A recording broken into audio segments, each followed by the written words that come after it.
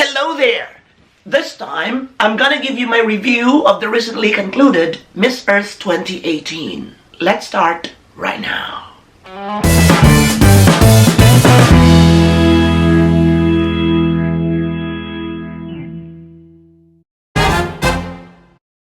The stage was huge. It was a great stage.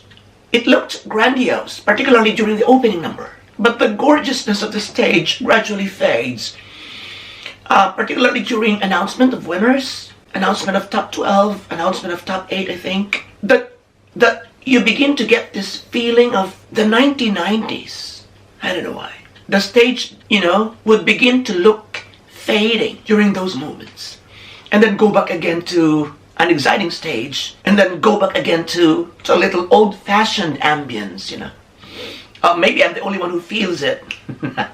I don't know why, but it really gave me the 90s vibes. Only during those moments, not every time. The music during the opening was great, but it became a little bit slow in tempo when the top 18 were individually announced. So they want to maintain that environmental effect, even in music, but it also tends to erase the excitement, the initial excitement that was built, and I didn't like it. I believe that they could always use fast, funky music, a pageant sounding sound, without lessening the impact of the theme that they want to show to the audience or to the viewers. The music should always be fun, fast, and funky during the initial moments of any pageant event. The host was good, but it was only during those moments of announcements that he became too annoying. It's as if he was in a boxing match. So only during those moments when he was announcing the candidates, exaggeratedly. But when he's just talking to the audience, I think he did a wonderful job. The show was a bit fast-paced, unlike other pageants which would take 3 to 5 hours to finish. This one was over in less than 3 hours, I think. Well, correct me if I'm wrong. Maybe it feels longer than that for those who are there watching it live.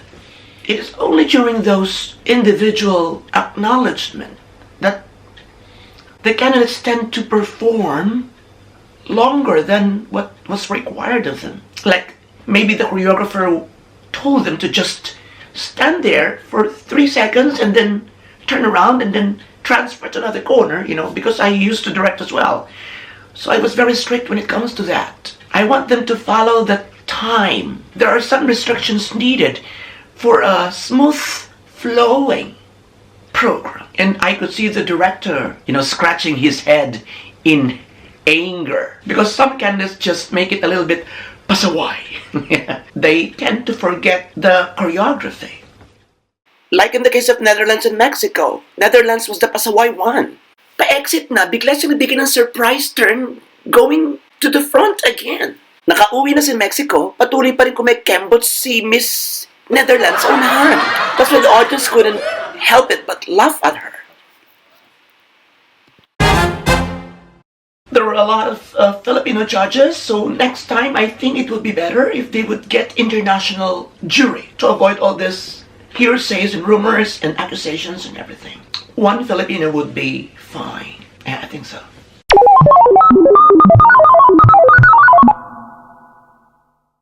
Get a world-renowned, celebrity. Like, get someone from Hollywood. Why not? Or from the modeling field, like one Victoria's Secret angel.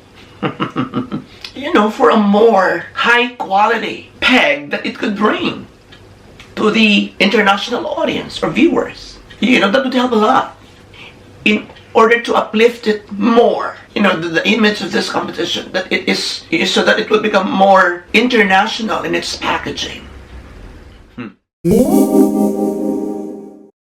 I didn't like Colombia. That's why I didn't include her in my top 16 list. But My oh my, when she was already part of the elite circle on stage, during the semi-final round, until the very end. She's got a magnificent personality. She gave the competition more life. You know that. At first, she looked like an uglier version of Miss Columbia at Miss Universe in last year, 2017. I forgot the name.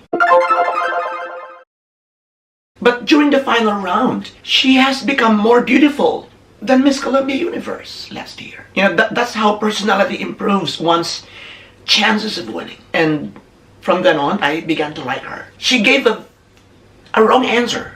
Maybe she didn't hear it right, maybe, or whatever, but I think it was not the good answer. So she should have been the very first. Well, anyway, that's how my questioning of this standing of the elemental queens enter. You know why?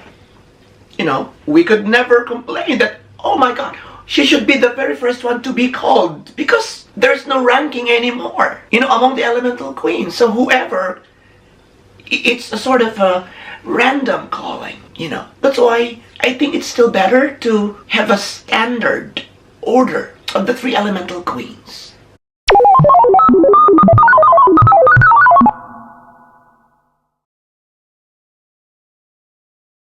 Personally, I would wish the organization to consider arranging these 3 elemental queens in a very consistent manner. Like, if they have been calling out Miss Earth Air as the last one before the title, before Miss Earth, then do it every time, so that there will be no more questions like this one. Because for sure, for those who are new to this pageant, they would be asking the same question also in the near future. But for me, it would be better if the organization would make the announcement of the elemental queens in a fixed order.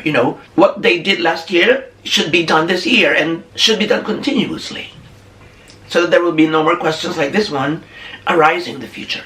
Well, we can do anything about that if they really want to mix it like that. Like, okay, this year the last one will be Miss Air, next year will be Miss Earth, and then the following year will be Air, Fire, and Water, and then Fire, Water, Air, and then Air, Water, Fire, and so on and so forth. It would be more confusing. It would be another thing to bother them. So why not make it fixed, Or announce it to the people that they're going to be called in random because they are equal in standing. Pardon me if I have missed it. Maybe the host had announced it. I just didn't hear it. I don't know. So I hope the host did, for the benefit of all these people who are watching Miss Earth. And her answers like about values and something to that effect.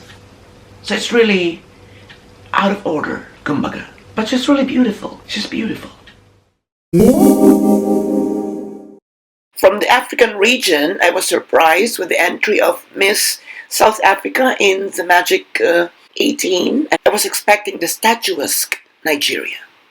Another surprise is that Vietnam didn't reach the top 10 list of any of the 3 major, pre-pageant categories. She was not in the top 10 of face and poise. She was not in the top 10 of the figure and form. And she was not in the top 10 of the interview. And what an amazing journey to the top. If Portugal had given, right answer, she could have been perfect for the crown.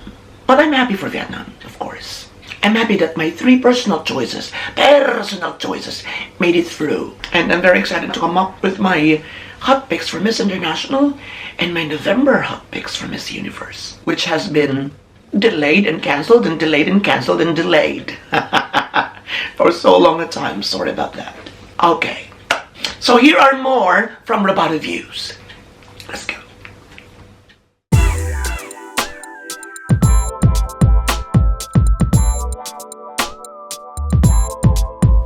Outside the Philippines, Miss Earth pageant had only been held in 2 other countries, Vietnam and Austria. What a coincidence that the last 2 standing are Miss Vietnam and Miss Austria. I like the hashtag portion. It's nicely executed. Filipino pageant fans are really gracious and they easily forget and forgive. They gave their biggest cheers to Philippines' strongest rivals, Colombia and Venezuela. With the right training and guidance, Miss Portugal, I believe, can win Miss Universe. So thank you very much for joining once again. This is your friend Robato saying arigatou gozaimasu and please subscribe. Maraming salamat po at mabuhay ang Pilipinas.